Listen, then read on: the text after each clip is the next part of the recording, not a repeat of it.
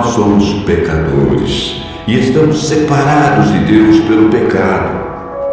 O profeta Isaías afirma que as vossas iniquidades fazem separação entre vós e o vosso Deus, e os vossos pecados encobrem o seu rosto de vós, para que não vos ouça.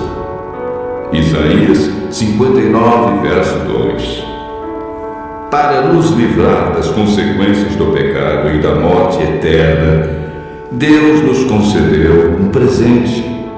Mateus capítulo 1, verso 21 afirma: ela dará à luz a um filho, e lhe porás o nome de Jesus, porque ele salvará o seu povo dos pecados deles. O evangelista João, no capítulo 3, verso 16, diz: porque Deus amou o mundo de tal maneira que deu o seu Filho unigênito, para que todo aquele que nele crê não pereça, mas tenha a vida eterna. Em toda a Bíblia, a salvação é apresentada unicamente pela graça. O termo usado para referir-se à salvação no Antigo Testamento é graça. Em Gênesis 6, verso 8, lemos: porém Noé achou graça diante do Senhor. Gênesis 15, verso 6, nos fala de Abraão. Creu no Senhor e isso lhe foi imputado para a justiça. Davi orou: volta-te, Senhor, e livra minha alma. Salva-me por tua graça. Salmo 6, verso 4. No Antigo Testamento, o homem era salvo mediante a fé no Cordeiro, que viria para tirar o pecado do mundo. Vejamos agora como ocorre a salvação no Novo Testamento. O plano de salvação que existe no Novo Testamento é uma continuação do plano descrito no Antigo Testamento. A Bíblia não apresenta uma mudança do plano da salvação. Lemos em Atos 15, verso 11, uma das crenças da Igreja Apostólica.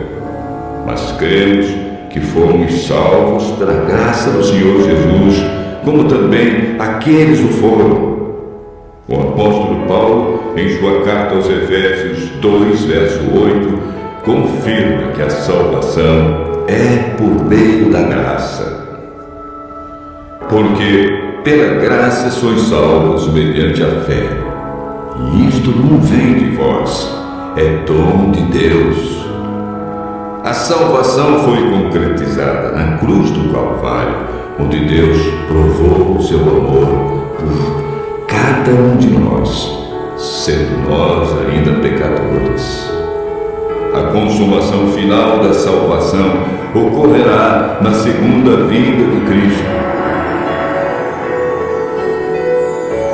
Na terceira parte do estudo de hoje, veremos 6 passos que confirmam nossa salvação. O primeiro passo encontramos em Atos 16, verso 30 e 31, na experiência do carcereiro que perguntou a Paulo e Silas: que devo fazer para ser salvo? E eles responderam: crê no Senhor Jesus e serás salvo, tu e tua casa.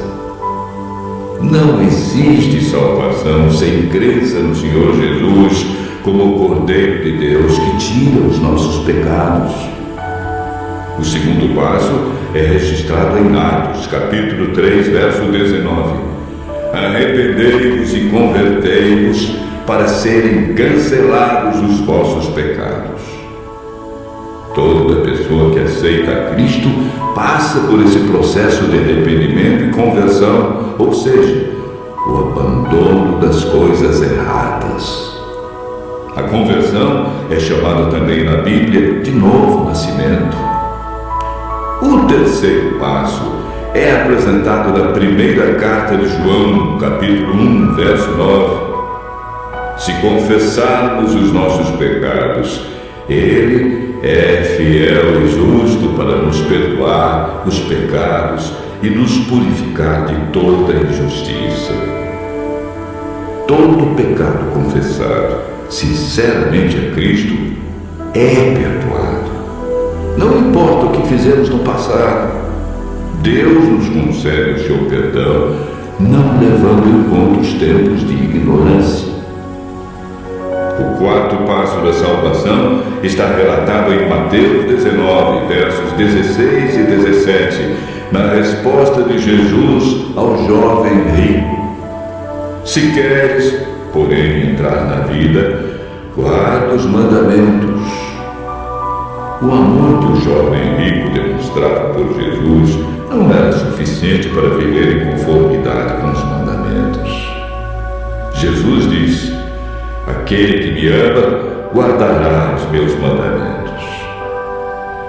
O amor nos motiva, cria em nós o desejo de obedecer.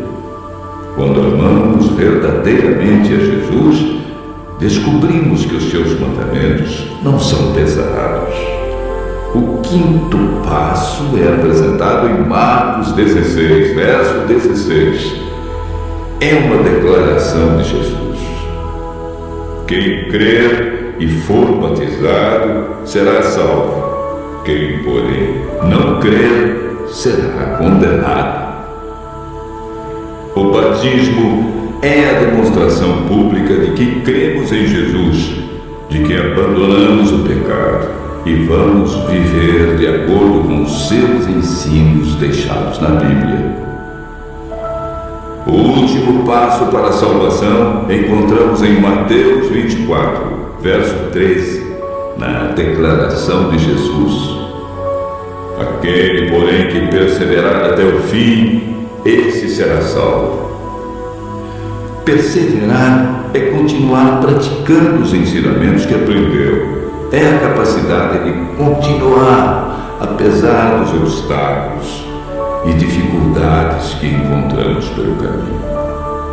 Aquele que perseverar até o fim receberá a coroa da vida. Deus, em seu infinito amor e misericórdia, fez com que Cristo, que não conheceu pecado, se tornasse pecado por nós, para que nele fôssemos feitos justiça de Deus. Por meio do Espírito Santo, nascemos de novo, somos santificados, nossa mente é renovada. O Espírito Santo escreve a lei de Deus em nosso coração e recebemos o poder para levar uma vida santa. Permanecendo nele, nos tornamos participantes da natureza divina e temos a certeza da salvação. Continue ouvindo a voz de Deus e aceite a salvação e o poder de Jesus